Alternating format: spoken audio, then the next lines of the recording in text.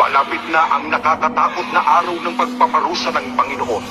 Ito'y mabilis na dumarating. Mapait ang araw na iyon dahil kahit na ang matatapang na sundalo ay sisigaw para humingi ng tulong. Sa araw na iyon, ipakikita ng Diyos ang kanyang galing. Magiging araw iyon ng bighati at paghihirap.